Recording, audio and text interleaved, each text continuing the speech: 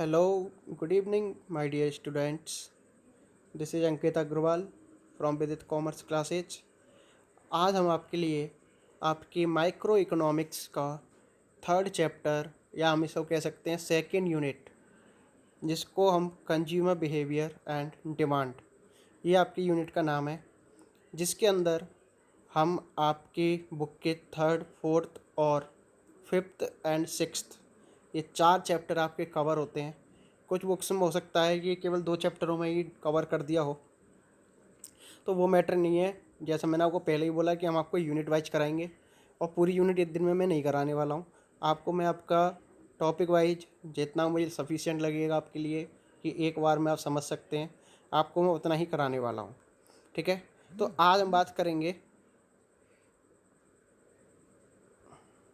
एक मिनट रुकिए, वीडियो चालू करने से पहले मैं ज़रा ये नेट बंद कर देता हूँ, ये नहीं तो डिस्टर्ब करता रहेगा बार बार। ठीक है, चलिए तो शुरू करते हैं। आज हम बात करेंगे कंज्यूमर इक्विलिब्रियम वाले चैप्टर की। देखिए, आपके सिलेबस में कंज्यूमर इक्विलिब्रियम या उपभोक्ता संतुलन, हिंदी वाले बच्चों के लिए मैं बता दे रहा हूँ, इसको उपभोक्ता संतुलन कहा जाता है। इसमें 2 अप्रोच अपनाए जाते हैं उपभोक्ता संतुलन यानी कंज्यूमर इक्विलिब्रियम के लिए। पहला होता है यूटिलिटी एनालिसिस और दूसरा होता है इंडिफरेंस कर्व एनालिसिस। दोनों एनालिसिस के लिए या दोनों मैटर के लिए आपके अलग अलग चैप्टर्स दे रखे हैं, कुछ बुक्स में सेम चैप्टर में। तो हमें दोनों चीज़ों के बारे में जानना पड़ेगा और उनसे किस तरह से एक कंज्यूमर अपनी इक्विलिब्रियम की कंडीशन को प्राप्त करता है, अचीव करता है, उसके बारे में हम जानेंगे। तो आज के वीडियो में मैं आप लोगों को केवल और केवल जो एक कंज्यूमर है उसके लिए आपका जो यूटिलिटी एनालिसिस वाला पार्ट है वो आप लोगों को मैं एक्सप्लेन करने वाला हूँ। ठीक है, क्योंकि एक साथ में आपको दोनों करूँगा तो आप कंफ्यूज हो जाओगे। तो आज हम आप लोगों की बुक के अकॉर्डिंग चैप्टर नंबर 3 करने वाले हैं। तो देखिए, कंज्यूमर के बिहेवियर को समझने से पहले ज़रूरी है कि हम ये जानें कि कंज्यूमर क्या होता है। ठीक है, एक कंज्यूमर क्या होता है। तो कंज्यूमर के लिए देखिए हम यहाँ पे क्या कह सकते हैं, consumer is an economic agent who consumes final goods और सर्विसेज फॉर अ कंसिडरेशन। यानी कहने का मतलब क्या है कि एक कंज्यूमर कोई भी वैसा पर्सन हो सकता है जो किसी भी गुड्स का फाइनल कंज्यूम करता है। जैसे 2 शब्द आप लोगों ने सुने होंगे, एक होता है कस्टमर, अभी तक आप सुनते आ रहे हैं, और दूसरा होता है हमारा कंज्यूमर। तो देखिए, कस्टमर वो इंसान होता है जो कोई भी चीज़ को खरीदता है, परचेजर जैसे हम कह सकते हैं किसी भी चीज़ का, अकाउंट की लैंग्वेज में हम कहें तो बायर या परचेजर। तो ये कस्टमर है, वो किसी भी चीज़ को जो खरीदने वाला होता है उसको हम उसका कस्टमर कहते हैं। लेकिन कंज्यूमर उसको कहते हैं जो उस चीज़ को यूज करता है फाइनली। ठीक है, तो देखिए कस्टमर और कंज्यूमर में डिफरेंस समझने के लिए आप एक चीज़ समझिए छोटी सी, कि कोई एक पर्सन है मिस्टर एक्स और मिस्टर वाई। मिस्टर एक्स ने कोई, आपके लिए मैं एक्स और वाई को छोड़िए, आप जैसे मान लीजिए आप पढ़ते हैं। ठीक है, आपके पापा आपके लिए बुक लेके आए मार्केट से। समझिएगा, मार्केट से बुक्स खरीदी किसने? आपके पापा ने। तो शॉपकीपर के लिए जो कस्टमर है वो आपके फादर हैं, आप नहीं हैं। लेकिन क्या बुक्स को आपके पापा पढ़ने वाले हैं? नहीं पढ़ने वाले हैं। तो कौन पढ़ेगा उन किताबों को? आप पढ़ोगे। तो जो यूज कर रहा है उस गुड्स का फाइनल यूज, अब ये तो नहीं है कि आपने जो किताबें खरीदवाई हैं पापा से उनको आगे बेचने के लिए खरीदी हैं, आपने अपने पर्सनल यूज के लिए लिए हैं। ठीक है, तो जो व्यक्ति है, जो पर्सन फाइनल यूज करता है किसी प्रोडक्ट का या सर्विस का, उस व्यक्ति को हम कंज्यूमर कहते हैं। तो यहाँ पे ध्यान देने वाली बात क्या है कि एक कस्टमर कंज्यूमर हो सकता है, लेकिन हमेशा कस्टमर कंज्यूमर होगा ये ज़रूरी नहीं है। ठीक है, इसी तरह कंज्यूमर कस्टमर हो सकता है। तो आई होप आपको कंज्यूमर का कॉन्सेप्ट समझ में आ गया होगा। अब इसके बाद जैसे हमने चैप्टर के नाम की बात की, कंज्यूमर बिहेवियर। कंज्यूमर बिहेवियर का मतलब है कि अलग अलग इकोनॉमिक कंडीशन में एक कंज्यूमर किस तरह से बिहेव करता है उसके बारे में हम इसमें स्टडी करेंगे। देखिए क्या कह रहा है यहाँ पे, the consumer behaviour is the study of how individual consumers, groups और organisation select, buy, use and dispose ideas, goods and services to satisfy their needs and bonds. It refers to the action of the consumers in the marketplace and the underlying motives for those actions. ये जैसे मैंने कहा कि आपको मालूम है हमने micro economics पढ़ रहे हैं, तो अब आपके इस चैप्टर से जो भी आप चैप्टर पढ़ोगे वो केवल और केवल किसी इंडिविजुअल कस्टमर के बारे में या प्रोड्यूसर यानी इंडिविजुअल इंसान के बारे में पढ़ने वाले हो, चाहे वो इंडिविजुअल कस्टमर हो या कंज्यूमर हो, इंडिविजुअल प्रोड्यूसर हो या इंडिविजुअल मार्केट हो, तो हम उन्हीं के बारे में स्टडी कर रहे हैं।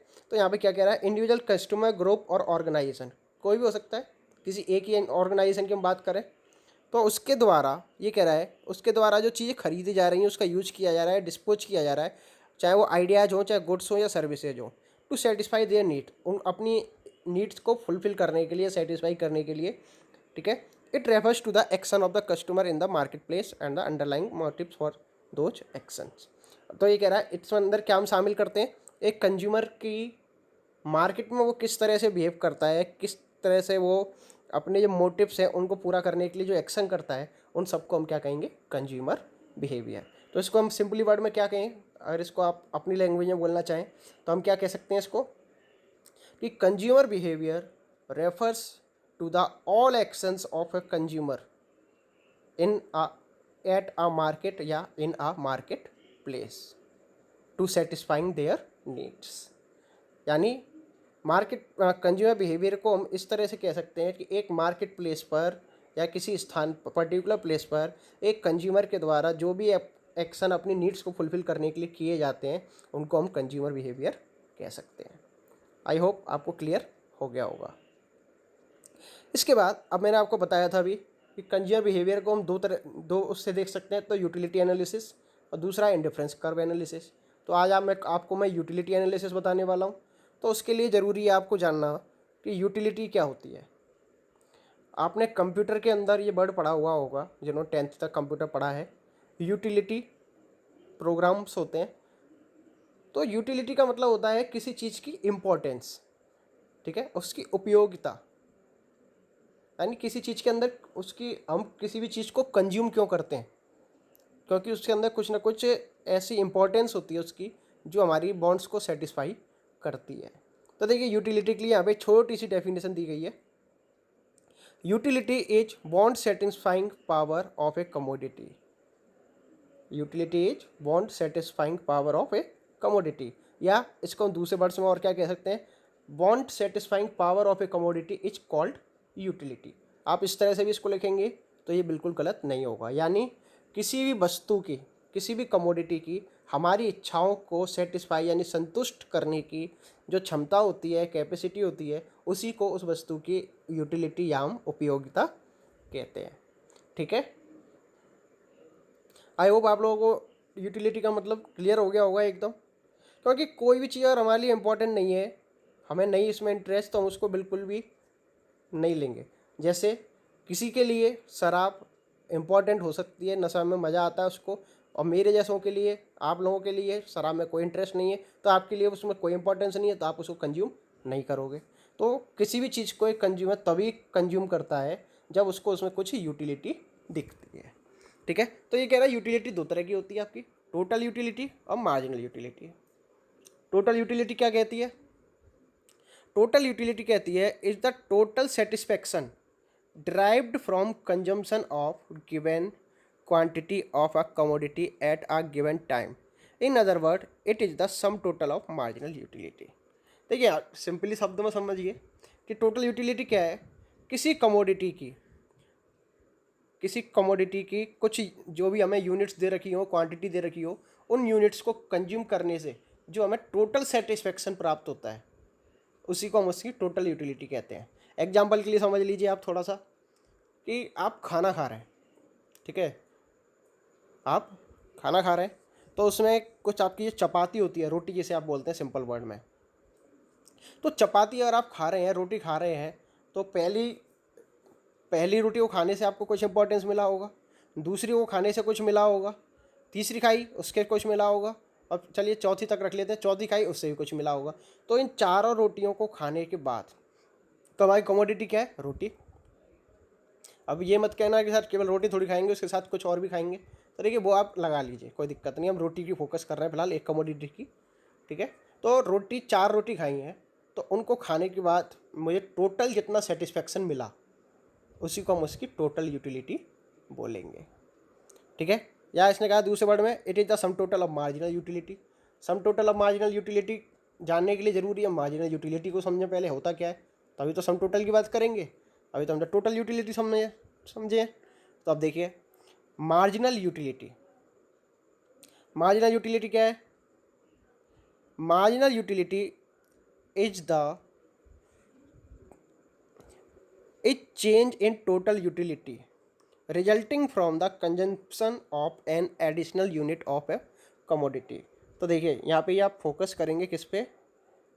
Consumption of additional unit of commodity पर, ठीक है।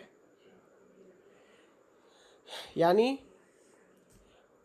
तो ये मार्जिनल यूटिलिटी क्या है? ये वो सेटिस्फेक्शन लेवल है जो एक एडिशनल यूनिट को कंज्यूम करने से हमारी जो टोटल यूटिलिटी जो में जितना चेंज आता है उसको हम क्या कहते हैं? Marginal utility. जैसे हम ये कह सकते हैं कि हमने 3 रोटी खाई हैं और उनसे अब तक मुझे टोटल यूटिलिटी मिली है 200 यूटिल्स की। जो यूटिलिटी मिलती है उसको हम यूटिल्स में, उसकी यूनिट यूटिल्स होती है, तो हम उसको यूटिल्स बोलेंगे। तो हमारी ये 200 यूटिल्स हमें 3 रोटी खाने से मिल चुकी है। अब मैं फोर्थ रोटी और खा रहा हूँ और उसको खाने से मुझे 50 की वो मिली, क्या कहते हैं उसको? यूटिलिटी। तो चौथी रोटी खाने से मान लीजिए हमारी टोटल यूटिलिटी 250 हो गई।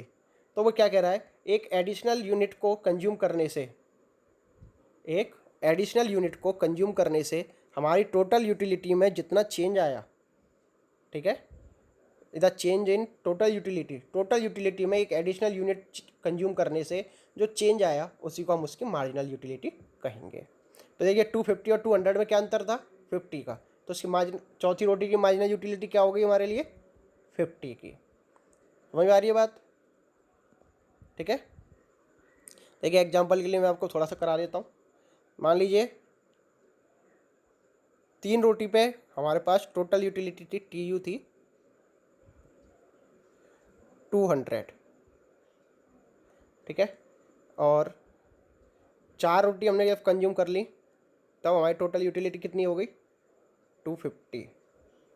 तो MU कितना हो जाएगा? 250 माइनस 200, ठीक है। तो आप निकाल सकते हो उसको, 50 आ जाएगा निकल के आपका। इसके लिए फॉर्मूला और यूज किया जाता है, ये आप समझे होंगे, इसको मैं हटा देता हूँ। ये फार्मूला और यूज़ किया जाता है टोटल मार्जिनल यूटिलिटी कैलकुलेट करने के लिए, वो भी मैं आपको बता देता हूँ। एक मिनट, हाँ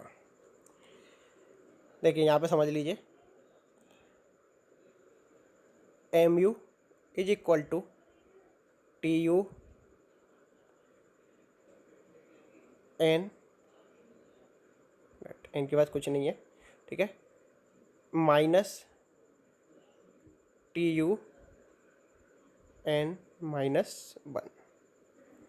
यानी TUN का मतलब क्या है? Total utility of N item. N क्या है हमारा? लास्ट आइटम को आप काउंट कर सकते हैं, फोर्थ रोटी है, तो फोर्थ रोटी खाने पर हमारी टोटल यूटिलिटी कितनी थी? 250 थी। माइनस करेंगे TU N -1, यानी N हमने जिसको माना उसमें से एक यूनिट कम कर दीजिए, तो कितना होगा? 4 - 1 3 हो जाएगा। तो क्या हुआ? थर्ड रोटी खाने पर टोटल यूटिलिटी कितनी थी? तो जैसा अभी हमने कहा 250 माइनस 200, तो हमारा माइनस यूटिलिटी निकल के आ जाएगा, ठीक है। यहाँ पे एक चीज़ और आपको समझनी है, एक बार मैं देख लेता हूँ कहीं पे मेरे पास स्पेस हो। तो देखिए मैं यहाँ पे समझा दे रहा हूँ आपको मार्जिनल यूटिलिटी कोई। मार्जिनल यूटिलिटी के लिए हम एक फॉर्मूला और यूज करते हैं। इस टॉपिक को साइड वाले को नहीं देखें आप, यहाँ पे देख लें थोड़ा सा बस। Marginal utility is equal to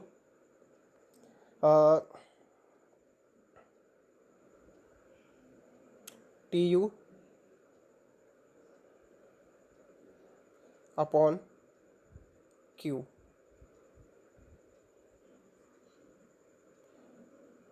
TU, एक मिनट,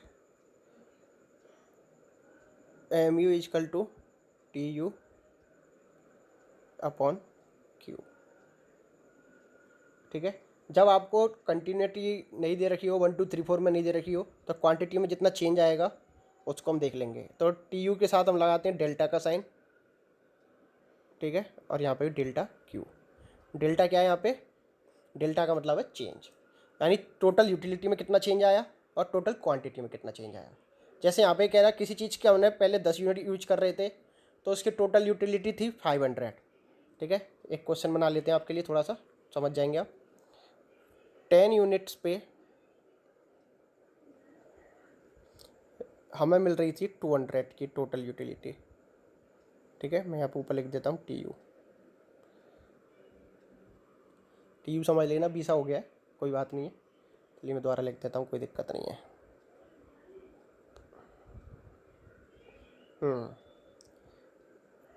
ये आपकी यूनिट और ये आपकी टोटल यूटिलिटी। तो यहाँ पे आपका मान लीजिए 10 यूनिट पे आपको दे रखा है 200 की टोटल यूटिलिटी, ठीक है। अब उसने दे दी, जब हम 15 यूनिट कंज्यूम कर रहे हैं तो हमारी जो टोटल यूटिलिटी है वो हो जाती है 250। तो आपसे वो कह रहा है कैलकुलेट मार्जिनल यूटिलिटी। तो हम क्या करेंगे, मैंने एम यू का फॉर्मूला बताया था, M U is equal to change in T U. कितना हुआ चेंज, आप देखोगे यहाँ पे आया चेंज 250 का, तो 50 आ जाएगा ऊपर। और यहाँ पे यूटिलिटी यूनिट्स में या क्वांटिटी में कितना चेंज आया, इसको हम भले क्यू कर देते हैं, ठीक है। क्वांटिटी में कितना चेंज आया 5 का, तो 50 डिवाइडेड बाई 5, तो ये कितना आएगा हमारा मार्जिनल यूटिलिटी 10 की। तो मैंने आपको दोनों तरीके से बताया, जब कंटिन्यूटी हो 10 के बाद 11 होती है तो हम सिर्फ डिफरेंस से काम चला लेते हैं, लेकिन यहाँ पे कंटिन्यूटी नहीं है, सिंगल यूनिट नहीं है, तो ऐसे केस में हम ये वाला फॉर्मूला यूज करेंगे, delta T U upon delta Q. I hope आपको क्लियर हो गया होगा, ठीक है। मैं यहाँ पे लिखना इंक्लूड करना भूल गया था फॉर्मूलाज को, तो इसलिए मैंने आपको यहाँ पे एक्सप्लेन कर दिया है। चलिए हम टॉपिक पे वापस आते हैं अपने पे। तो देखिए मार्जिनल यूटिलिटी तक मैंने आपको समझा दिया है, ठीक है। इसके बाद हम बात करेंगे इस चैप्टर का सबसे important topic, law of diminishing marginal utility, ठीक है। यहाँ पे हमने काफ़ी शॉर्ट में लिखा है, लेकिन ये क्वेश्चन ऐसा है आपके लिए 6 नंबर में भी आ सकता है, ठीक है। आप लोग कहेंगे तो मैं आप लोगों को कमेंट आप मुझे कर दीजिए, और मैं कमेंट में आपको अपने टेलीग्राम चैनल की लिंक दे दूँगा, और उस लिंक पे आपको इस चैप्टर के नोट्स अवेलेबल करा दूँगा, जहाँ से आप अपने लिए नोट्स भी तैयार कर सकते हैं, ठीक है। तो आप कमेंट में जाके मेरा टेलीग्राम चैनल ज्वाइन कर लेना, तो आप वहाँ से नोट्स डाउनलोड कर सकते हैं। तो देखिए law of diminishing marginal utility, क्योंकि वीडियो में मैं सब कुछ नहीं लिख सकता, लिखना होता तो मैं पूरी बुक उठा के उसको वीडियो बना सकता था, इसलिए मैंने यहाँ पे शॉर्ट में लिखा है ताकि आपको दिखता रहे टॉपिक बस, और मैं आपके लिए पूरा एक्सप्लेन कर दूँगा। तो law of diminishing marginal utility, देखिए यहाँ पे लॉ का मतलब नियम है, कानून नहीं है, ध्यान रखना। डिमिनिशिंग मार्जिनल यूटिलिटी, देखिए मार्जिनल यूटिलिटी क्या है, आप जानते हैं कि टोटल यूटिलिटी में जितना चेंज आता है एक एडिशनल यूनिट की वजह से, उसको हम क्या कहते हैं, मार्जिनल यूटिलिटी। और डिमिनिशिंग का मतलब होता है लगातार कम होते हुए जाना, क्योंकि प्रोसेस है, जहाँ पे आईएनजी लग जाता है वो एक प्रोसेस होती है, आपने इंग्लिश में पढ़ा होगा। तो डिमिनिशिंग का मतलब क्या है कि जो मार्जिनल यूटिलिटी है वो लगातार घटती जाती है, उससे कभी भी ऐसा नहीं होगा कि मार्जिनल, बहुत ही एक्सेप्शनल केस होते हैं जहाँ पे मार्जिनल यूटिलिटी हमारी पहले वाले से बढ़ जाए। तो law of diminishing marginal utility क्या कहता है, as consumer consumes more and more unit of commodity the marginal utility derived from each successive unit go on declining, this is the basis of law of demand. अब ये law of demand वाले chapter में पढ़ेंगे, इसमें बताया, लेकिन ये basis है उसी लॉ का भी। तो यहाँ पे क्या कह रहा है कि एक कंज्यूमर जब किसी भी कमोडिटी का लगातार कंजम्पशन करता चला जाता है, तो उस कंजम्पशन से जो हमें मार्जिनल यूटिलिटी मिलती है वो मार्जिनल यूटिलिटी लगातार कम होती चली जाती है, ठीक है। तो जैसे जैसे वो उसका कंजम्पशन बढ़ाएगा वैसे वैसे उसकी मार्जिनल यूटिलिटी भी आपकी कम होती चली जाएगी, ठीक है। मैं जरा देख लूँ इसमें नीचे मैंने दे रखा है कि नहीं उसके बारे में, नहीं है। चलिए तो मैं आपको ब्लैंक पेज पे दिखा दूंगा कुछ जगह बना के। तो देखिए law of diminishing marginal utility का मतलब समझ में आया आपको, कि जैसे जैसे हम किसी भी कमोडिटी की एक्स्ट्रा यूनिट या एडिशनल यूनिट कंज्यूम करते चले जाएंगे, वैसे वैसे उससे जो हमें मार्जिनल यूटिलिटी मिलेगी वो कम होती जाएगी। जैसे मान लीजिए पहली यूनिट कंज्यूम की तो हमें 100 यूनिट यूटिलिटी। सेकंड करेंगे तो 100 से कम मिलेगी, यानी सेकंड से मार्जिनल यूटिलिटी जो होगी हमारी वो 80 होगी, 90 होगी, लेकिन 100 नहीं हो सकती। तीसरी से वो उससे भी कम हो जाएगी, फोर्थ करेंगे उससे भी कम होगी। एक पॉइंट ऐसा भी आ जाएगा जहाँ पे मार्जिनल यूटिलिटी जीरो होगी, और जीरो के बाद फिर भी हम वो कंज्यूम करते हैं तो उसके बाद वो हमें नुकसान करना चालू कर देगी, और मार्जिनल यूटिलिटी हमारे लिए नेगेटिव में आ जाएगी, माइनस में आ जाएगी। ठीक है, ज़रा मैं आपके लिए देखता हूँ कोई ब्लैंक पेज मिल जाए मुझे तो मैं आपको समझा देता हूँ पूरा। इसमें तो काफ़ी कुछ दे रखा है, आगे पूरी यूनिट है। हाँ जी, देखिए यहाँ मुझे पेज मिलेगा आपके लिए। अब देखिए यहाँ पे मैं आपको पूरा डिटेल में समझा देता हूँ कि law of diminishing marginal utility क्या है। देखिए यहाँ पे आप एक एग्जांपल से समझ लीजिए। मैं यहाँ पे लिख देता हूँ आपके लिए, ये हो गया हमारा Q, ये हो गया हमारा TU, और यहाँ पे हम लिख देते हैं मार्जिनल यूटिलिटी। ठीक है, 3 कॉलम मैं आपके लिए बना रहा हूँ। मैं आपको ये चैप्टर पूरा होने के बाद जब ये TU और ये वाला हो जाएगा, मैं आपके लिए देखूंगा, एक आध क्वेश्चंस अवेलेबल होंगे आपकी बुक में, कुछ इलस्ट्रेशन है TU और MU वाले मार्जिनल यूटिलिटी कैलकुलेट करने वाले, उनको ज़रूर आप ट्राई करिएगा, क्योंकि इसमें से चैप्टर में से वो अक्सर आते हैं। ठीक है, तो देखिए जैसा मान लीजिए यहाँ पे हमारे पास यूनिट है 1 2 3 4 और ये 5। ठीक है, 5 यूनिट हम कंज्यूम कर रहे हैं। पहले की टोटल यूटिलिटी थी हमारी 100, दूसरी की हो गई 180, तीसरी की हो गई मान लीजिए आपकी 250, फोर्थ की हो गई आपकी मान लीजिए 310, और फिफ्थ की हो गई मान लीजिए 350। यानी हमने टोटल कंजम्पशन कर रहे हैं तो उससे हमारी टोटल यूटिलिटी मैंने आपको दे दी है क्वेश्चन में। ठीक है, अब ये कह रहा मार्जिनल यूटिलिटी, आपको मार्जिनल यूटिलिटी निकालना सिखाया है मैंने कि NTU एट n-1, यानी नेक्स्ट में से प्रीवियस को आप माइनस करना शुरू कर दो। तो देखिए यहाँ पे तो मार्जिनल यूटिलिटी हो ही नहीं सकती, पूरी पूरी 100 ही होगी। ठीक है, तो यहाँ पे तो पहले कुछ है ही नहीं हमारे पास। यहाँ पे 180 में से 100 गए तो कितने बचे, तो यहाँ पे हमारे पास आएगा 80। ठीक है, सॉरी ये ढंग से नहीं बना है। हाँ, 250 में से 180 गए तो ये कितने बने 70, 310 में 250 गए तो बचे 60, और 350 में 310 गए तो ये बचे 40। तो ये हमारी मार्जिनल यूटिलिटी निकल के आ गई। तो आप यहाँ पे लगातार आप देख रहे हैं कि जैसे जैसे हमारी क्वांटिटी बढ़ती चली जा रही है, 1 2 3 4 5 बढ़ रही है, उसी तरह से हमारी मार्जिनल यूटिलिटी घटती चली जा रही है। पहले 100 मिली थी, फिर 80 मिली, फिर 70 मिली, फिर 60 मिली, फिर 40 मिली। तो हमारा लॉ ऑफ DMU यही कहता है, डिमिनिशिंग मार्जिनल यूटिलिटी, कि with the consumption of additional unit the marginal utility started to decline. ठीक है, जैसे जैसे हम एडिशनल यूनिट कंज्यूम करेंगे, यानी कहने का मतलब ये है कि किसी चीज़ को आप कंज्यूम कर रहे हैं। एग्जाम्पल के लिए समझ लीजिए, मैं इस टॉपिक को वापस आ जाता हूँ यहाँ से, इसको हटा के। अभी आपको और भी चीज़ बतानी है मुझे यहाँ पे, ये टॉपिक बड़ा है, समझ लीजिए ढंग से अच्छे से। ठीक है, लॉ ऑफ ये आ गया डिमिनिशिंग मार्जिनल यूटिलिटी। अब देखिए इसको एग्जाम्पल से समझिए। आपको मान लीजिए प्यास लगी है, ठीक है, आप धूप में से आए हैं, स्कूल से लौट के घर जा रहे हैं, गर्मियों का टाइम है, तो आप घर पे जाके सबसे पहले कहते हैं मम्मी पानी दो। ठीक है, या बहन हो तो बहन पानी दे दे, जो भी होगा। तो पानी मांगोगे तो जो पहला गिलास पानी होगा आपके लिए, वो आपके लिए ज़्यादा इंपॉर्टेंट होगा या दूसरा गिलास ज़्यादा इंपॉर्टेंट होगा?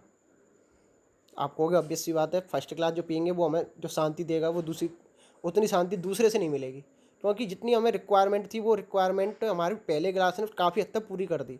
अब हो सकता है हमें प्यास और लग रही हो, लेकिन उतनी प्यास नहीं लग रही जितनी पहले लग रही थी। एम आई राइट? आप कहोगे बिल्कुल सही बात है सर।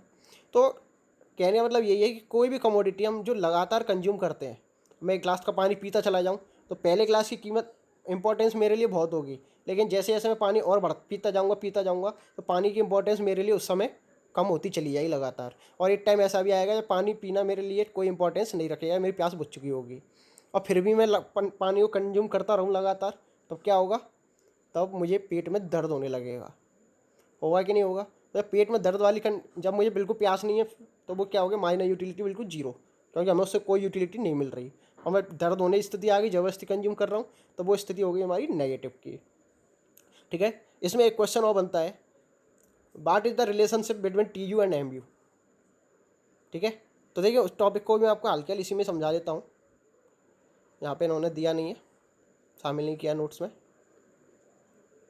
देखिए टॉपिक क्या है हमारा, relationship between T U and M U. तो देखिए एक कर्व बना लेते हैं हम, एक मिनट, हाँ जी, एक कर्व बना के समझिए इसको। ठीक है, ये हमें बड़ा सा कर्व बना लेते हैं जिससे आपको समझने में आसानी हो। ठीक है, अब आपको मालूम है ये हमारा एक्स है और ये हमारा वाई एक्सिस है। ठीक है, तो टोटल यूटिलिटी और मार्जिनल यूटिलिटी, तो मैं यहाँ पे, आप मान लीजिए कुछ नंबर हैं, ये जीरो है, यहाँ पे 1 2 3 4, यहाँ 1 2 3 4, यहाँ पे मेरा पेन नहीं है, मैं हाथ से लिख रहा हूँ, तो जगह कम है, तो आप ऐसे एज्यूम कर लीजिए। तो जैसा मैंने आपको बताया था, जैसे जैसे हमारी यूनिट बढ़ेंगी वैसे वैसे टोटल यूटिलिटी में अंतर आएगा। तो जैसे हम यहाँ पे कर लेते हैं 1 2 3 4 5, ऐसे हम यहाँ पे कर देते हैं 1 2 3 4। ठीक है, इस तरह से समझ लीजिए। तो टोटल यूटिलिटी, या इसको हम 100 200 300 ऐसे कर सकते हैं, जैसी भी कंडीशन क्वेश्चन में हो। तो देखिए यहाँ पे एक चीज़ समझिए, टोटल यूटिलिटी पहले तो हमारी बढ़ रही है लगातार, टोटल यूटिलिटी कम नहीं हो रही, पहले 100 हुई थी, 180 हुई थी, फिर 200, तो टोटल यूटिलिटी तो बढ़ेगी हमारी। एक पॉइंट ऐसा होगा जब टोटल यूटिलिटी हमारी बढ़ेगी, एक पॉइंट पे आके वो मैक्सिमम हो जाएगी और इसके बाद टोटल यूटिलिटी हमारी घटनी शुरू हो जाएगी। अब यहाँ पे वो ये कहना चाह रहा है कि जब तक टोटल यूटिलिटी हमारी पॉजिटिव होगी यानी बढ़ेगी, तब तक मार्जिनल यूटिलिटी मेरी पॉजिटिव होगी। तो देखिए जहाँ पे वो मैक्सिमम है वहाँ से हम एक डेड डेड डेड डेस करके लाइन डाल देते हैं। मैं एक लाइन खींच देता हूँ यहाँ पे आपके लिए। ठीक है, तो मान लीजिए थर्ड यूनिट के कंजम्पशन पे मुझे मेरी यूटिलिटी ख़त्म हो गई, इसके बाद मुझे कोई ज़रूरत नहीं थी। तो इस पॉइंट से इस पॉइंट तक हम क्या करेंगे, मार्जिनल यूटिलिटी को मैच कर देंगे। यानी जब तक टी यू बढ़ेगा, पॉजिटिव होगा, तब तक एम यू हमारी गिरेगी तो सही, लेकिन जीरो से ऊपर होगी। जैसा हमने देखा जीरो तो नहीं पहुंची थी, लेकिन जैसे ही हमारा मैक्सिमम हो जाएगा, जब हमें यूटिलिटी मिलना बंद हो जाएगा, तो मार्जिनल यूटिलिटी हमारी क्या हो जाएगी, जीरो हो जाएगी। अब उसके बाद भी अगर हम कंटिन्यू करते हैं तो यूटिलिटी मिलने, इंपॉर्टेंस मिलने की बजाय वो हमें नुकसान करना शुरू कर देगी। तो हमारी टोटल यूटिलिटी का कर्व क्या है, नीचे आना शुरू हो जाएगा और मार्जिनल यूटिलिटी हमारी इस तरह से नेगेटिव होती चली जाएगी। तो देखिए यहाँ पे समझने की बात क्या है कि रिलेशन क्या है इन दोनों में। तो देखिए 4 रिलेशन बताए जाते हैं, वैसे नॉर्मली आप 3 भी लिखेंगे तो चलेगा। फर्स्ट रिलेशन आप सुन लीजिएगा दोबारा से, आप कॉपी पे नोट कर लीजिएगा, मैंने इसमें नहीं लिखे हैं वो। ठीक है, आप चाहें तो पॉज कर करके देख लेना वीडियो को। फर्स्ट रिलेशन है at one unit consumption T U and M U is equal. तो देखिए जैसे मैंने आपको टेबल बना के दिखाई थी, 1 यूनिट के कंजम्पशन पर टी यू भी 100 था और एम यू भी 100 था। ठीक है, सेकेंड है when tu is positive, when tu is positive, sorry दोबारा समझ लीजिए। सेकंड पॉइंट है when tu is इंक्रीजिंग, जैसे ये आपको मैंने केस बताया ये वाला कि tu हमारी बढ़ रही है, ये tu is increasing when mu will be positive. गिर रही है इसका मतलब ये नहीं कि वो नेगेटिव हो गई, नेगेटिव का मतलब होता है जीरो से नीचे चली जाए। तो जब तक tu बढ़ रही है तब तक mu हमारी पॉजिटिव होगी। थर्ड क्या होगा, when T U is maximum M U will be zero, या इसको उल्टा भी लिख सकते हो, when M U is zero T U will be maximum. 3 हो गए। और फोर्थ क्या है, when T U is started declining M U will be negative, यानी टी यू जब गिरना शुरू हो जाएगा तो एम यू हमारा नेगेटिव हो जाएगा। ठीक है, ये मैंने आपको 4 रिलेशन बताए, इनको आप ढंग से समझ लीजिए, कोई दिक्कत हो कमेंट कीजिए। ठीक है, बाकी मैं आपको आप टेलीग्राम चैनल की लिंक दे दूंगा, उस लिंक में आपके जो डाउट्स हैं वो आप पूछिए, आपको उनका आंसर आपको वहाँ पे मिल जाएगा। ठीक है, तो चलिए टॉपिक पे वापस आ जाते हैं हम अपने पे। तो देखिए मैंने आपको डीएमयू से रिलेटेड सारी चीज़ें बताई हैं। ठीक है, वो होता क्या है, किस तरह से होता है। और देखिए यहाँ पे एक चीज़ और समझनी है आपको अभी, कि लॉ ऑफ डीएमयू कुछ ऐसे केस होते, उसके कुछ एजम्पशंस होते हैं जो हमें मान के चलने पड़ते हैं। अगर वो एजम्पशंस पूरे नहीं होंगे तो ऐसे केस में लॉ ऑफ डीएमयू नहीं लगेगा। तो बेसिकली दो एजम्पशन है जो हमें मानने हैं। पहला है consumption will be in standard size, यानी जो कंजम्पशन करने का, जो कंजम्पशन हम कर रहे हैं किसी चीज़ का, वो एक स्टैंडर्ड साइज में होना चाहिए। यानी ये नहीं कि प्यास लग रही है तो हम चम्मच से पानी पिएं, तो चम्मच से पानी पीने में हमारी यूटिलिटी कम नहीं होगी दूसरी चम्मच की। तो इसके लिए नॉर्मली हम पानी किससे पीते हैं, ग्लास से पीते हैं, तो इसका स्टैंडर्ड साइज है ग्लास। तो आपको ग्लास से कंज्यूम करना चाहिए। ठीक है, खाना खाना है तो उसका स्टैंडर्ड साइज होता है रोटी, तो हमें रोटी में काउंट करेंगे हम, ये नहीं कि रोटी के भी बाइट्स कर लें जो गस्सा कहते हैं जैसे। ठीक है, तो इस तरह से नहीं होना चाहिए, एक स्टैंडर्ड साइज होता है उसके हिसाब से कंज्यूम करना है। और दूसरा एजम्पशन क्या है इसका, कि कंजम्पशन विल बी कंटिन्यूस, यानी जो कंजम्पशन किया जा रहा है गुड्स का या कमोडिटी का, वो लगातार होना चाहिए। ये नहीं कि एक गिलास पानी अभी हमने अभी पी लिया, एक दूसरा गिलास 1 घंटे बाद पी रहे हैं, तो दूसरे 1 घंटे बाद पियोगे तो उसकी टोटल यूटिलिटी हो सकता है पहले के बराबर ही हो जाए, कम नहीं हो। तो लगातार कंजम्पशन करना है। ठीक है, तो ये दो चीज़ें हैं, ये फुलफिल नहीं होंगी तो आपका लॉ ऑफ डीएमयू काम नहीं करेगा। तो ये लॉ ऑफ डीएमयू से रिलेटेड जो भी आपके पॉइंट थे वो मैं आप सारे आपको बताए कि डीएमयू क्या है, किस तरह से इसमें काम होता है, इसके एजम्पशन क्या है, वो सब चीज़ मैंने आपको डिफाइन करी है। इसके बाद है consumer's bundle is a quantitative combination of two goods which can be purchased by a consumer from his given income. देखिए यहाँ पे ये पॉइंट आपके नेक्स्ट पार्ट का आ गया है, कंज्यूमर बंडल या बजट भी कह सकते हैं आप इसे। तो ये मैं आपको बाद में बताऊँगा, इस चीज़ से रिलेटेड नहीं है ये। ठीक है, इसके बाद law of equi marginal utility. Marginal utility तो पढ़ लिया आपने, इक्वी मार्जिनल यूटिलिटी क्या है। It states that when a consumer spends his income on different commodity, यानी एक कंज्यूमर जब अलग कई चीज़ों पर अपनी इनकम खर्च कर रहा होता है, ही विल अटेन इक्विलिब्रियम और maximise his satisfaction at the point when ratio between marginal utility and price of different commodities are equal and which is turned to equal to marginal utility of money। यानी ये कह रहा है कि जब एक consumer कई अलग अलग चीज़ें खरीद रहा है, लगातार कमोडिटी कई सारी क्वांटिटी में खरीद रहा है, तो वो कंज्यूमर उस समय उसमें माना जाएगा इक्विलिब्रियम में, जब उसके द्वारा किसी एडिशनल यूनिट को परचेज करने से, एडिशनल यूनिट को परचेज करने पर उसको उतना ही सेटिस्फेक्शन मिले जितना उसके लिए वो खर्च करने को तैयार है।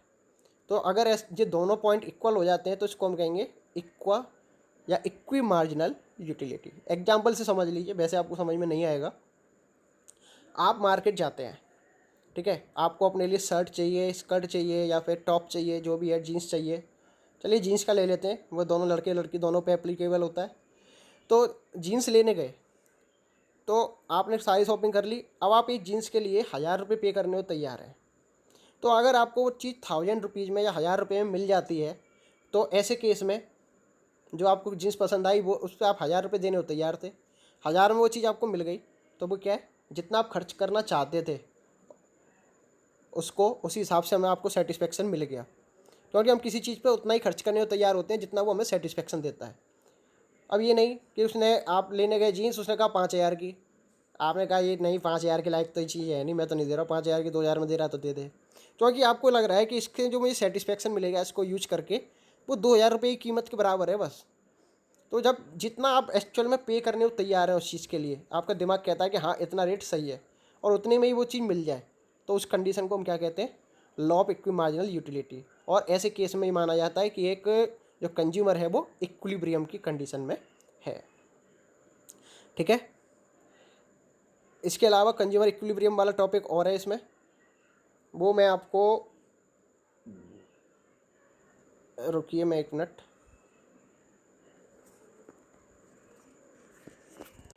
तो यहाँ देखिए मैं आप लोगों के लिए 2 क्वेश्चन लेके आया हूँ, जिसमें तो आपको मैं ये law of diminishing marginal utility समझाने वाला हूँ, जिसमें आपको टेबल और उसका डायग्राम, जो मैंने अभी आपको टोटल यूटिलिटी और मार्जिनल यूटिलिटी का रिलेशन बताया था, उससे बताने वाला हूँ।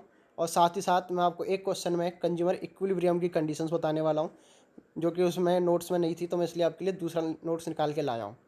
ठीक है, सबसे पहला क्वेश्चन देखिए क्या कह रहा है ये, किस तरह क्वेश्चन पूछा जाता है मार्जिनल यूटिलिटी का, इस तरह समझ लीजिए। Explain the law of diminishing marginal utility with the help of A table and a diagram. तो ये क्या कह रहा है, the law of diminishing marginal utility state that the consumer more and मोर। तो देखिए डेफिनेशन तो वही है जो मैंने आपको बताई है एज इट इज, इसका डायग्राम से समझिए और पहले टेबल देख लीजिए। सबसे पहले देखिए यूनिट दे रखी है इसने 1 से लेके 6 तक, थोड़ा बड़ा कर देता हूँ आपके लिए टेबल को, ठीक है। टोटल यूटिलिटी दे रखी है, देखिए पहली यूनिट पर हमें तो टी यू मिल रही थी 8, 2 पर मिल रही है 14 यानी 14, 3 पे 18, 4 पे 20, 5 पे 20 और 6 पे 18। यानी आप देख रहे हो फर्स्ट पे हमें जो मार्जिनल यूटिलिटी पे ध्यान दीजिए, अब 1 पे 8 और 8 मैंने बताया था 1 यूनिट पे दोनों इक्वल होंगी। तो देखिए पहला रिलेशन यहाँ पूरा हो रहा है। दूसरा क्या कह रहा है, 14 में से 8 गए, 14 माइनस 8 6, 18 माइनस 14 4, 20 माइनस 18 2। अब देखिए 4th यूनिट कंज्यूम करने के बाद जब हमने 5th यूनिट कंज्यूम की तो हमें कोई एक्स्ट्रा यूटिलिटी नहीं मिली, यानी अब उसकी इंपॉर्टेंस हमारे लिए ख़त्म हो गई। तो हमारा एम यू क्या है, 0 हो जाएगा, मार्जिनल यूटिलिटी 0 हो जाएगी। लेकिन उसके बावजूद हमने 6 यूनिट की तो उसके बाद क्या हुआ, हमें नुकसान करने लगी वो चीज़। तो इसलिए हमारी टोटल यूटिलिटी बढ़ने की बजाय क्या हो गई, कम हो गई, 18 पे आ गई। तो 18 माइनस 20 करते हैं तो हम कितना आएगा, -2। तो देखिए जो अभी आपको मैंने जो आपको डायग्राम दिखाया था उससे समझ लीजिए इसको थोड़ा सा, हाँ अब सही है। तो देखिए यहाँ पे हम टी यू और एम यू लिखेंगे वाई एक्सिस पे, और एक्स एक्सिस पे हम क्या लिखेंगे, क्वांटिटी लिखेंगे। तो 1 2 3 4 5 जैसा भी ऊपर था इस तरह से हम लिख देंगे। तो देखिए टी यू स्टार्ट हो रही है 1 पे, तो टी यू पहले इंक्रीज हो रही है, एक बार मैक्सिमम पॉइंट पे पहुंची और मैक्सिमम के बाद वो डिक्लाइन करना चालू हो गई, ठीक है। और एम यू जब तक ये पॉजिटिव था तो आपने देखा मैक्सिमम पॉइंट से हमने क्या किया, ये डेड डेड डेस्ट करके लाइन डाल दी एक्स एक्सिस पे और एम यू को मैच कर दिया 0 पॉइंट से। यानी टी यू जब तक इंक्रीज होगा एम यू तब तक पॉजिटिव होगा, टी यू मैक्सिमम होगा एम यू 0 होगा, टी यू डिक्लाइन करेगा एम यू नेगेटिव हो जाएगा। तो देखिए इनके रिलेशनशिप की भी बात कर लेते हैं, ठीक है। मैंने बताया था आपको 3 में लिखेंगे तो चलेगा, फर्स्ट वाला नहीं बताया इसने यहाँ पे, जो टी यू और एम यू इक्वल होते हैं किस पे, जब 1 यूनिट कंज्यूम करते हैं। इसके अलावा देखिए इसने दे रखे हैं when M U is positive T U rises, इसने उल्टा बोल दिया टी यू राइज, मैंने बताया टी यू इंक्रीज होगा तो एम यू पॉजिटिव होगा, इसने कहा एम यू पॉजिटिव होगा तो टी यू राइज करेगा। When M U is 0 T U is maximum, वही बात, एम यू 0 है तो टी यू हमारा मैक्सिमम होगा, या हम उल्टा कह सकते हैं T U is maximum when M U will be 0। When M U is negative T U falls, जब माइनस यूटिलिटी हमें माइनस में आने लग जाए तो टी यू हमारा डिक्लाइन करना शुरू कर देगा, ठीक है। इस तरह से ये क्वेश्चन है, आप इसको लिख सकते हैं। और जो मैंने आपको 2 एजम्पशन बताई वो आप इसके साथ जोड़ देंगे तो आपका क्वेश्चन कंप्लीट हो जाएगा, आपकी बुक्स में दे रखी है वो। देखिए इसके बाद एक क्वेश्चन और है, इसको मैं थोड़ा छोटा कर देता हूँ। What is meant by consumer equilibrium, state it's condition in case of 2 commodity approach. देखिए इसमें 2 अप्रोच है, एक तो है आपका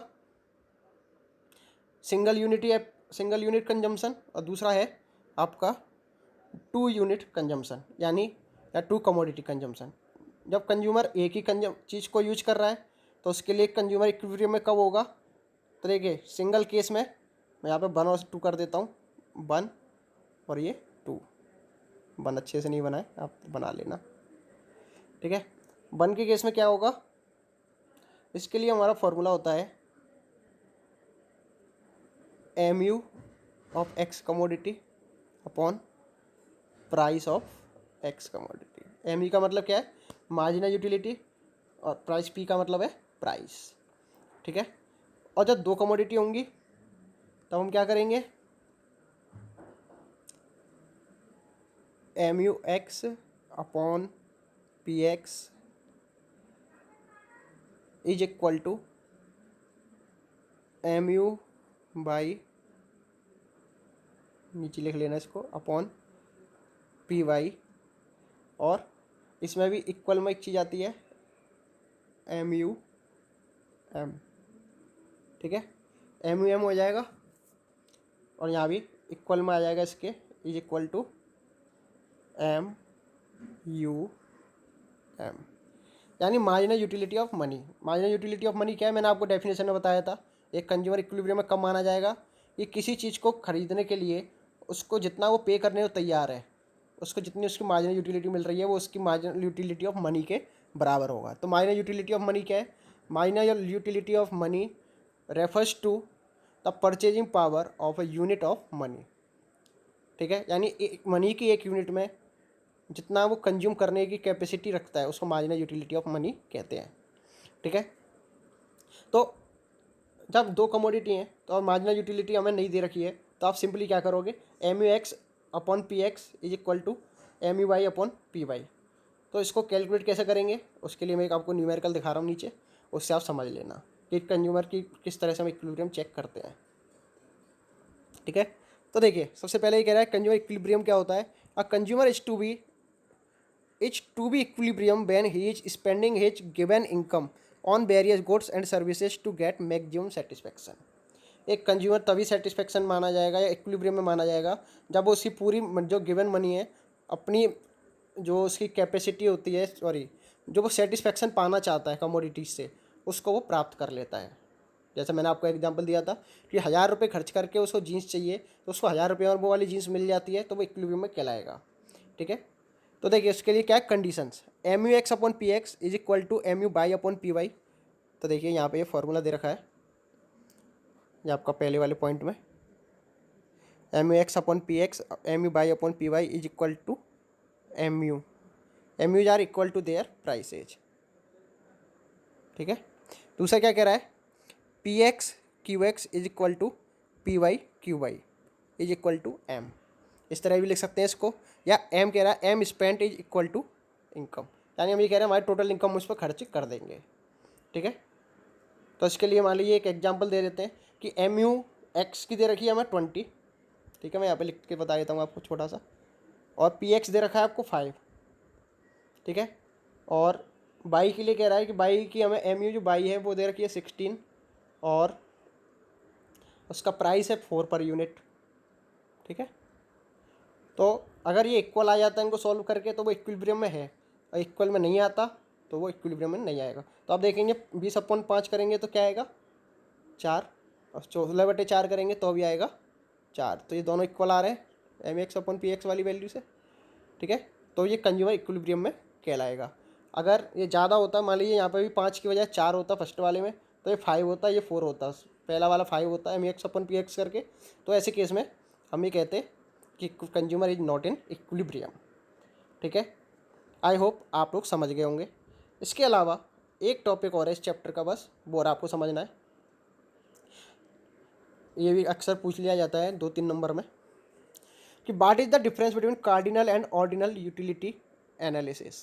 देखिए जो कंज्यूमर के बिहेवियर को या कंज्यूमर इक्विलिब्रियम को हम नापते हैं, दो तरह से नापते हैं, मैंने आपको शुरू में बताया था, एक तो यूटिलिटी एनालिसिस करके और दूसरा इंडिफरेंस कर्व से।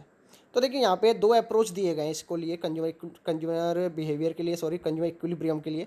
एक होता है कार्डिनल अप्रोच और दूसरा होता है ऑर्डिनल अप्रोच।